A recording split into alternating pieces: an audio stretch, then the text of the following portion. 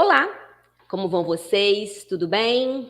Estamos aqui para mais um vídeo do canal Atenção Difusa Mulher, aquele bate-papo com mulheres incríveis, trazendo suas vivências, nos inspirando com suas histórias. E para que mais pessoas se vejam essas histórias, temos um recado importante, mas é importante mesmo, pessoal. Se inscreva no canal, mas se inscreve agora, não perde tempo não. Não custa nada, só aí clicar, já está inscrito no canal ou inscrita. Acione o sininho para receber todas as notificações e aí você já vai estar fazendo parte do nosso universo, que também é o seu lugar de fala. Temos um outro recado importante também, pessoal. Assistam o vídeo até o final, pois não dá para perder nada, já que nossas entrevistadas são sempre muito interessantes, mulheres incríveis. Curta, comente e compartilhe os nossos vídeos. Agindo dessa forma, você estará contribuindo para que o canal cresça e mais pessoas tenham acesso aos conteúdos que são disponibilizados por aqui. E outra coisa que é importante também, segue a gente no Instagram, tem muita coisa legal lá também. Confere o endereço na tela, segue a gente lá no Instagram. E desde já agradeço a Lígia Passos e ao Sandro Alves, que estão comigo na produção do canal Atenção Difusa Mulher, para juntos entregarmos sempre para vocês vídeos de qualidades feitos com muito carinho. Então, vamos ao vídeo. O Outubro Rosa foi instituído no Brasil em 2008, com o objetivo de intensificar as ações de conscientização em relação à prevenção do câncer de mama e à importância do diagnóstico precoce. Apesar das campanhas, principalmente neste período, o desafio de enfrentar a neoplasia que mais afeta mulheres no mundo ainda é muito grande. Só em 2023, estima-se cerca de 10.290 novos casos só no estado do Rio de Janeiro, o que torna cada vez mais essenciais as ações de prevenção no combate à doença. E neste vídeo, nós vamos conhecer a história da Kátia Teobaldo Sales Neves, que teve o diagnóstico em 2011 e, a partir disso, decidiu se dedicar ao apoio às mulheres acometidas pela doença e a incentivar as ações de prevenção. Kátia é formada em políticas públicas e, desde a descoberta do câncer de mama, vem levando sua história de superação para outras mulheres.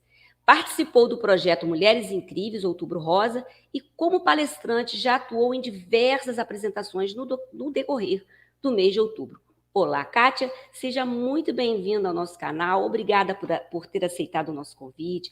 Vim aqui contar sua história. Muito obrigada.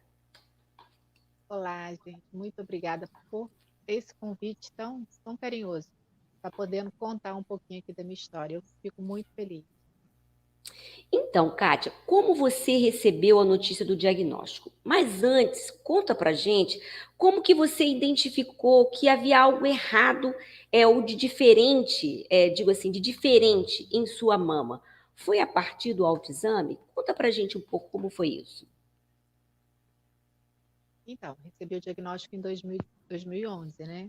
E a gente conhece o corpo, né? Eu conhecia meu corpo, porque o corpo da gente ele dá sinais. E eu prestava muita atenção em tudo em relação ao meu corpo, mas fazia meus exames, né, de preventivo, regularmente.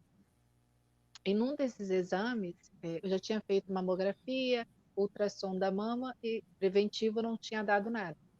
Mas num exame de toque, né, o médico percebeu um pequeno, tipo nódulozinho, algo muito imperceptível, e só que ele falou para mim que não era nada, que era um cisto sebáceo, que eu não precisava me preocupar, que apesar de ser na mama, era um cravo interno.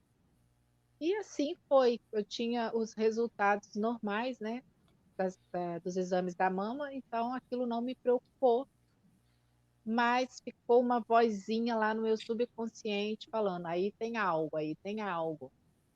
E eu fui procurar os dermatologistas para saber se isso era realmente um cravo interno, né, um cisto sebáceo.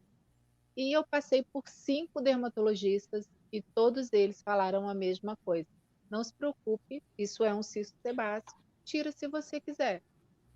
E aquilo ficou me incomodando, né? Aquele assim, ó, investiga mais, tem algo aí? Isso não é normal, não pode ser normal.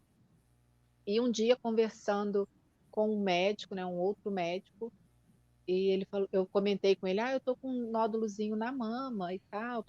Falou que é cisto sebáceo. Ele falou para mim, se não nasceu com você, tira. E assim eu fiz, tirei. E um mês depois veio o resultado dessa biópsia e era um carcinoma ductal infiltrante. É impressionante como a gente vai de uma tranquilidade ao desespero em questões de milésimos de segundo. Foi assim, o desespero total com o diagnóstico na mão de câncer de mama, que até então eu achava que era um cisto sebáceo. Foi um choque que me levou lá no fundo do poço, me deixou de luto mesmo, de sofrimento total, porque a gente acha que um diagnóstico de câncer é o diagnóstico de morte. Bem, bem difícil receber um diagnóstico. Então, Kátia, mas aí vamos falar então, como você falou muito sobre a questão do autocuidado, né? Porque a prática do autoexame, ele já não é muito incentivada como uma forma de detecção precoce, pois a mamografia ela pode oferecer maior precisão no rastreamento e na descoberta de qualquer alteração. Mas qual é a sua avaliação sobre isso? Você contando a sua história, isso é interessante, porque a mulher deveria, então, ter essa prática como essencial na sua rotina do autocuidado, fazer esse autoexame, prestar atenção no seu próprio corpo. Como que você avalia isso? Essa Então, importância? é importante você conhecer o seu corpo, porque o teu corpo ele dá sinais, né? Ele te mostra quando algo não está bem. Quando a gente fala em prevenção, prevenção é você prevenir para não ter a doença. Então, por isso que você tem que fazer os exames regularmente, você tem que conhecer o seu corpo, fazer o toque. Não é porque você fez o autoexame e não encontrou nada que você não precisa fazer os exames complementares, que é a mamografia e a ultrassom da mama. Precisa, é necessário. Quando você acha, você aí detectou algo precocemente e vai tratar, talvez faça um tratamento mais brando, né? Agora, a prevenção é você vai prevenir. Por isso que a necessidade de fazer os exames regularmente. Então, apesar dos exames, essa questão do autocuidado, do autoconhecimento, o conhecimento do próprio corpo, isso é muito importante, né? Muito importante. Nada não substitui uma avaliação médica, os exames, mas isso é você conhecendo o seu corpo. Deixa eu ver se está tudo bem. Não, eu não notei nada, mas eu não fiz meus exames preventivos. Eu vou fazer. E essa E sua mesmo que insistência, né, faça, de isso que eu te falar. buscar, Uhum. sim, Mesmo que você tenha um diagnóstico, mas se você tem dúvida, procure outro, né? Assim, avalie. Esse aqui falou que não tenho nada, mas eu acho que pode ter alguma coisa. Então, deixa eu ouvir uma outra opinião. É sempre importante, porque no meu caso, eu só ia, como eu detectei precocemente, eu só descobriria mesmo fazendo uma biópsia.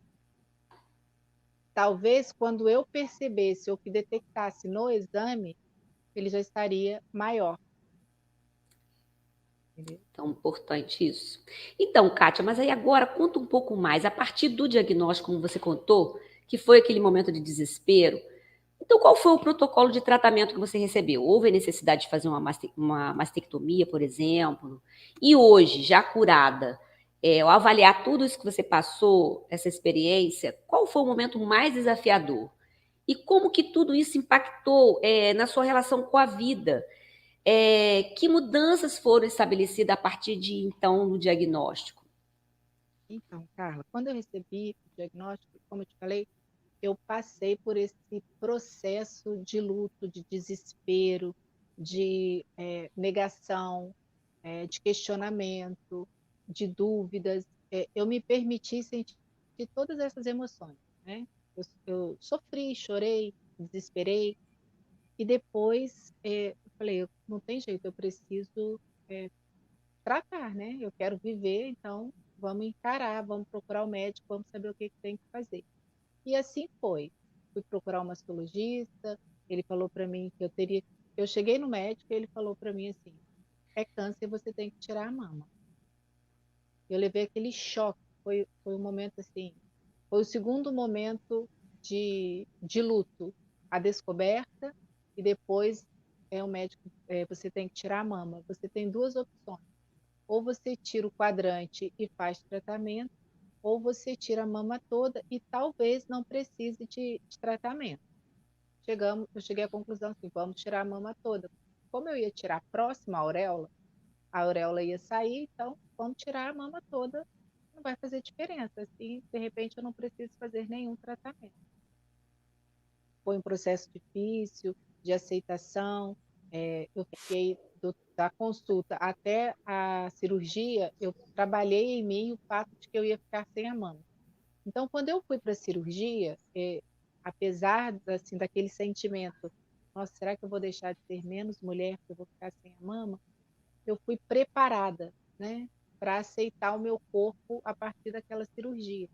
Então, eu saí do centro cirúrgico muito bem, a cirurgia foi rápida, foi tranquila, fui para casa, eu só não olhava. Eu fui olhar uns 2 dias depois a cirurgia, não conseguia ver. Mas olhei, mas quando vi também aceitei de boa, foi tranquilo. Aí passei por aquele processo, fico com dreno, faz curativo e tudo. Quando eu tirei os pontos, o médico falou para mim, agora o tratamento você vai passar pelo oncologista e ele vai falar para você a partir de agora se você vai tomar algum medicamento, algum bloqueio hormonal, porque o meu tumor foi de origem hormonal. E assim, eu estava muito tranquila porque, tipo, tô curada, já tirei, não tenho mais nada, né? Tô livre desse tratamento. E fui tranquila para consulta com o oncologista. E quando eu sentei no consultório médico, ele me avaliou, aí olhou meus exames e ele falou para mim assim: você está muito jovem, você tem apenas 39 anos e seu tumor foi hormonal, você precisa fazer quimioterapia. Então, você vai fazer 4 sessões de quimioterapia vermelha, de 21 em 21 dias, para se proteger, para cuidar do seu organismo. E eu recebi aquela notícia igual quando eu recebi a biópsia do câncer de mama. Eu fiquei apavorada, porque eu achei que já tinha terminado o meu tratamento, que eu não precisaria fazer mais nada, talvez tomar um remédio, um comprimido, mas na verdade eu ia fazer quimioterapia. A quimioterapia te remete àquela imagem de uma pessoa muito mal, né, doente, careca, e fiquei muito, muito mal. Foi um processo muito difícil, mas precisava passar por aquilo. E fui para a químio uma semana depois para fazer minha quimioterapia. E eu coloquei na minha cabeça o seguinte: eu vou passar por isso, tá doendo, mas eu vou me fortalecer e eu vou sair dessa, eu vou me curar. E assim foi. Fui ficar careca na última quimio. Passaram-se as 3 e o meu cabelo não caiu. Na última ele começou a cair, eu fui e raspei. É uma sensação doída você se ver sem seio. A tonalidade da nossa pele fica diferente, parece que você fica meio cinza. As unhas da sua mão, do seu pé, elas ficam completamente roxas. Você não tem pelo nenhum no corpo, sobrancelha, cílio, cabelo, nada. Então você tem total um aspecto de doente mesmo. E eu me olhava e falava, meu Deus, como eu tô feia. Como, como era difícil me encarar. E eu não quis colocar peruca. Mas eu tinha uma vontade muito grande de viver e cuidar das minhas filhas, de ver o desenvolvimento delas, de ver crescendo. E isso me fortalecia. Apesar da dor que eu estava passando, eu me fortalecia. E todas as vezes que eu me olhava no espelho, eu pensava, a doença ela traz uma série de coisas, mas como ela mexe com a autoestima da mulher? E isso ficava sempre na minha cabeça, porque realmente você se sente muito feio. É difícil falar, porque para a mulher, o cabelo e a mama é sinal de feminilidade, né? De beleza, e isso mexe muito, muito mesmo. E ali eu queria assim, força para eu passar por aquilo, para eu me olhar com beleza. Então, Kátia, então é um processo, a cada etapa foi muito desafiadora para você, né? Então é um Muito. preparo que tem que ser feito a cada etapa, né? Eu acho que essa vontade de viver é muito importante. Mas tem um aspecto importante, outra coisa que a gente quer falar, que é uma coisa muito assim observada, que é a questão da rede de apoio. Você pôde contar com uma rede de apoio para o enfrentamento da doença? Como que foi essa sua vivência nesse sentido? E qual é a sua percepção em relação às outras mulheres, já que muitas vivenciam, que é essa realidade que a gente quer chamar a atenção, vivenciam a doença de modo muito solitário. E o que se vê é o seguinte, são as mulheres que normalmente cuidam. Mas no momento em que elas precisam ser cuidadas, às vezes elas não encontram, esse apoio. Então, como mudar essa realidade, Kátia? Como que foi a sua experiência nesse sentido? A gente vê que você é uma pessoa muito forte, né? Teve essas inspirações de motivações que foram suas filhas. Mas como que foi? Você contou com essa rede? Como que você avalia isso? Então, eu costumo dizer que eu não sou forte nem sou guerreira. Eu só tenho coragem de enfrentar os meus medos, né? E sempre foi assim, coragem, tem que enfrentar, vamos enfrentar, né? Com coragem. O medo tem, mas a gente vai, né? Com medo mesmo. E assim, eu tive muito apoio da minha família. Eu digo assim, e hoje eu ainda observo muito isso, que a gente encontra o atendimento.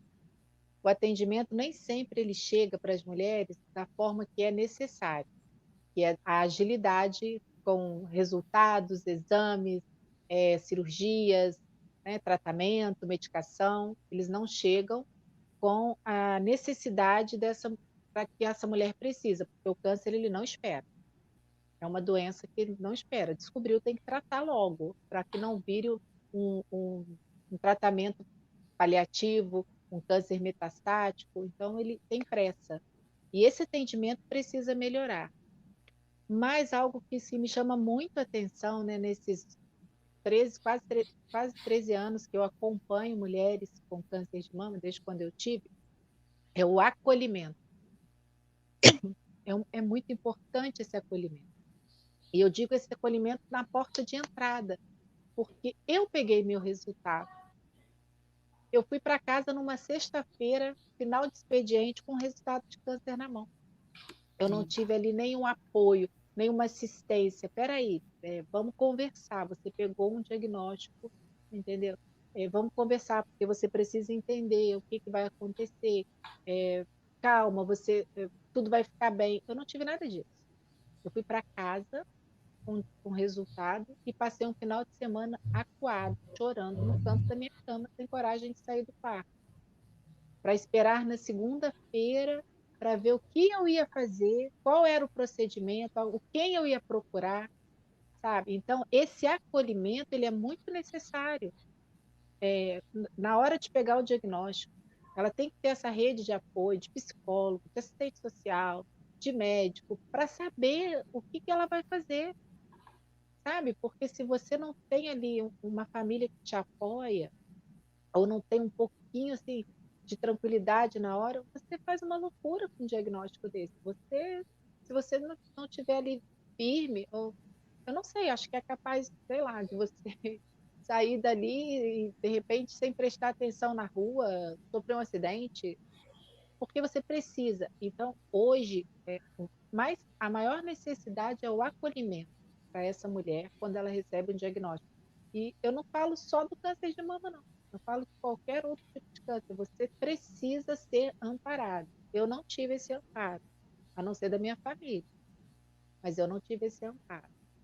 Isso é muito importante, faz muita falta.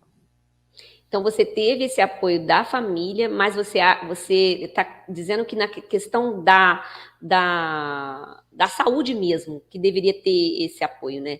Então, Kátia, que outras melhorias, então, deveriam ser implementadas para esse atendimento mais qualificado às mulheres acometidas pelo câncer de mama? Principalmente no início do tratamento, que, como você disse, tem que ser imediato. Então, fala um pouco para a gente, então. Você já adiantou que esse primeiro momento é importante ter esse acolhimento e que às vezes não tem. Então, é uma coisa que deveria ser colocada, né? Quem sabe até a gente ampliar na questão até da legislação ou das associações, das pessoas, né, para intervir, para que isso comece a acontecer. Porque não é só com relação às mulheres, assim, no diagnóstico. Outras pessoas que recebem esse tipo de diagnóstico não têm esse tipo de acolhimento, a gente vê isso muito também. Olha, pode falar. E a gente reforçar essa questão das mulheres, né, Kátia, como essas mulheres, elas vivem isso sozinhas, né, às vezes, né, dentro das suas próprias famílias, continuam com as suas rotinas, continuam fazendo suas comidas, seus almoços, lavando as roupas, cuidando dos filhos, dos maridos, dos parceiros, dos Muitas parceiros, não do todo, falam. né? E isso é uma coisa muito complicada também, né? Então, fala um pouco o que poderia melhorar nesse quadro todo para essas mulheres Olha, passar por o processo de forma melhor, né? Vencer muitas melhor não, isso. muitas não falam na sua casa, porque a gente tem aquela coisa de que nós cuidamos, né? A mulher, ela cuida, só que a gente também precisa ser cuidada. Então, muitas dessas mulheres, elas não falam para os filhos, para os pais, para o esposo que está passando por algum tipo de problema, para não deixá-los preocupados, para poupá-los, não falam no trabalho para não levantar nenhum questionamento, né? Ou talvez um afastamento. Então, elas não falam. E é preciso falar. Primeiro, você precisa falar: olha, eu não estou bem, eu descobri um câncer, eu descobri uma doença, eu preciso me tratar para que ela seja cuidada. Tá? Quando eu falo da questão do acolhimento, é que na média complexidade, quando a mulher sai ali, eu nem falo na baixa, né, na baixa complexidade, por quê, né, na atenção básica? Porque ali ela vai no posto de saúde, consulta com o clínico dá o encaminhamento para o especialista. Mas quando ela sai da média complexidade, se ela já sai dali, você está com um câncer de mama, no caso, né, vamos colocar o câncer de mama, ela precisa sair dali, de dentro da sala do consultório do médico e ser encaminhada por uma psicóloga, pelo menos para que ela tenha noção do que vai acontecer com ela. Ela não pode sair dali com um pedido, um encaminhamento para marcar uma consulta para o psicólogo. Ela não pode esperar que seja uma semana. Ela não pode esperar. Ela tem que ter ali. Eu acabei de sair do médico, o médico falou assim: você está com câncer, você vai fazer tratamento, você vai operar, você vai tirar a mama. Porque a gente fica com aquele monte de informação, meu Deus, e agora? E agora? E agora? E como vai ser? Ela tem que sair dali e ir para o psicólogo. O Esse psicólogo é acolhimento que tem que vai ser imediato, né? Tem que ser imediato. imediato, Entendi. É. não pode esperar. É isso E que eu essa, chamo de acolhimento. sim. E essa questão do próprio tratamento, como você disse, que às vezes o tempo é crucial, também é importante, né? Que isso tinha que melhorar também, né, Kátia? Essa questão Sim, do tempo de início de é, tratamento, né? você faz uma biópsia, você vai esperar 30, 45, 2 meses para pegar um resultado. É muito Aí complicado. você pega o resultado. Tá, você pegou o resultado, agora eu vou marcar com o médico que eu preciso voltar no médico com esse resultado. Quanto tempo? No mínimo, uns É, dois meses. a lei prevê 60 dias, mas a gente acredita que esse tempo tinha que ser reduzido, né? Isso tinha que mudar, então. Muita coisa Essa pode questão da mudar em 30 legislação, né? dias. É, É, muita coisa, muita coisa. Ô, Kátia, mas aqui vamos falar um pouco sobre o projeto Mulheres Incríveis? Vamos falar um pouco. Eu acho que ele é um pouco consequência de todo esse seu processo de essa sua luta e tudo. Fala um pouco para a gente o que é o projeto Mulheres Incríveis Outubro Rosa. Qual é a proposta? Como que surgiu? Quais são as atividades? Como que foi a sua participação no projeto? Fala um pouco para a gente sobre o projeto, então, sobre o que é o o Mulheres Incríveis projeto, Outubro Rosa. ele foi criado e idealizado pela fotógrafa Fabiola Ito. Ele já existia em 2016, que ela fazia fotografias de mulheres em sua transição para a maturidade. E em 2018 eu a conheci, né, através da rede social, né, e eu fui falar com ela, falar que eu admirava o trabalho dela, e falei assim, eu queria muito fazer algo para as mulheres, né, nesse formato, né, algo que as mulheres se olhassem, falassem, nossa, como eu sou bonita, independente dos atravessamentos que eu esteja passando, eu sou uma mulher bonita, sensual, né, eu sou forte, sou corajosa, né, queria que elas se olhassem e olhassem beleza nelas. E fui falando com ela sobre isso, e aí ela a gente chegou na conclusão, vamos fazer então uma versão do trabalho que já existe, né, que ela já fazia, mas uma versão sobre o Outubro Rosa. E assim foi. Fizemos uma abertura na rede social, chamando mulheres que estavam passando pelo câncer de mama, se elas queriam participar, fotografar, né?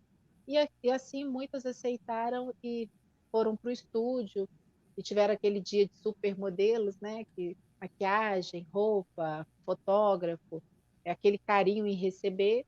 E esse processo era só a Fabiola que fazia, eu não participei, mas eu fiz as minhas fotos também, eu também fui modelo.